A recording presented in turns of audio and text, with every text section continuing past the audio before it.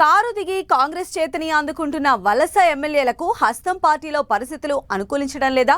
BRS నుంచి ఎమ్మెల్యేల jumping ను కాంగ్రెస్ క్యాడర్ జీర్ణించుకోలేకపోతుందా? అధిష్టానం రమ్మని ఆహ్వానిస్తున్న దిగువ స్థాయిలో కార్యకర్తలు చేతులు కలపలేకపోతున్నారా? మొన్న జగిత్యాల, నిన్న గద్వాల, నేడు చేవెళ్ల ఇలా జంపింగ్ ఎమ్మెల్యేలపైన కాంగ్రెస్ కార్యకర్తల ఆగ్రహం ఎందుకు?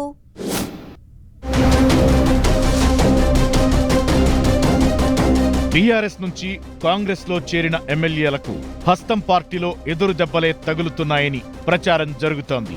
ఆపరేషన్ ఆకర్ష్ లో భాగంగా బీఆర్ఎస్ నుంచి 10 మంది ఎమ్మెల్యేలు కాంగ్రెస్ లోకి వలసరాగా ఒక్కరిద్దరికి తప్ప మిగిలిన చోట ఎమ్మెల్యేలను స్థానిక కాంగ్రెస్ నేతలు కలుపుకుపోవడం లేదనే వాదన వినిపిస్తోంది.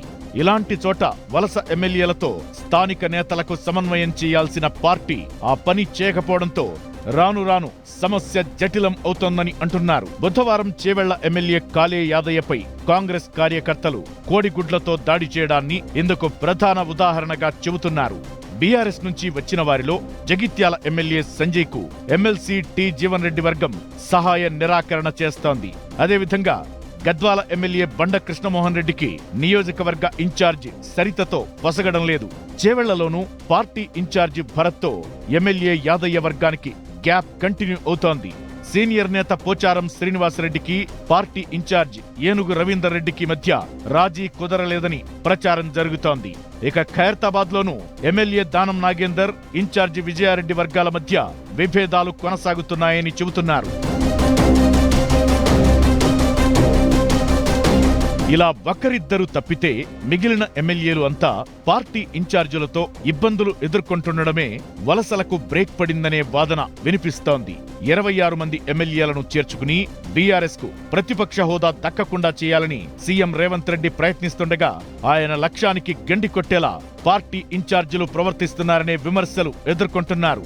వలస ఎమ్మెల్యేలకు పార్టీ క్యాడర్కు మధ్య సమన్వయం కుదర్చాల్సిన పార్టీ విభాగం అంతా సీఎం చూసుకుంటారులే అని వదిలేయడంతో రోజు రోజుకు సమస్య తీవ్రమవుతోందంటున్నారు.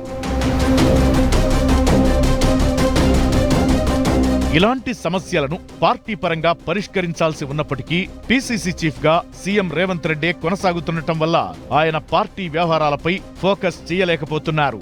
ఇదే సమయంలో వివాదాలను చక్కదిద్దేందుకు ఆయా జిల్లా మంత్రులు ప్రయత్నిస్తున్నప్పటికీ ఇన్ఛార్జీలు లెక్క చేయడం లేదు. అలాంటి వారిపై చర్యలు తీసుకునే అధికారం మంత్రులకు కూడా లేకపోవడంతో ధిక్కార స్వరాలను అదుపు చేయలేకపోతున్నారని అంటున్నారు. జగిత్యాలలో ఎమ్మెల్యే, ఎమ్మెల్సీ మధ్య రాజీ కుదిర్చేందుకు ఆ జిల్లా మంత్రి దుద్దిళ్ల శ్రీధర్ బాబు ప్రయత్నించినా వృథా ప్రయాసే అయిందంటున్నారు. ఇక గద్వాలలోనూ మంత్రి జూపల్లికి ఎదురు దెబ్బే తగిలింది. తన శిష్యుడైన ఎమ్మెల్యే కృష్ణమోహన్ రెడ్డిని జూపల్లి కాంగ్రెస్ లోకి తీసుకురాగా ఆయన ఆధిపత్యాన్ని నిలదీస్తూ నిత్యం ఏదో రచ్చ చేస్తున్నారు పార్టీ ఇన్ఛార్జి సరిత. ఈ పరిస్థితుల్లో కాంగ్రెస్ లో చేరికకు బీఆర్ఎస్ ఎమ్మెల్యేలు వెనకడుగు వేస్తున్నట్టు తెలుస్తోంది. సీఎం రేవంత్ రెడ్డి భరోసాతో కాంగ్రెస్ లోకి వెళ్లిన స్థానిక కాంగ్రెస్ నేతలతో ఇబ్బందులు కంటిన్యూ అయితే ప్రయోజనం ఏముంటుందని ఎమ్మెల్యేలు వెనక్కి తగ్గుతున్నట్టు చెబుతున్నారు. మరి ఈ పరిస్థితులను కాంగ్రెస్ రాష్ట్ర నాయకత్వం ఎలా చక్కదిద్దుతుందనేది ఆసక్తికరంగా మారింది.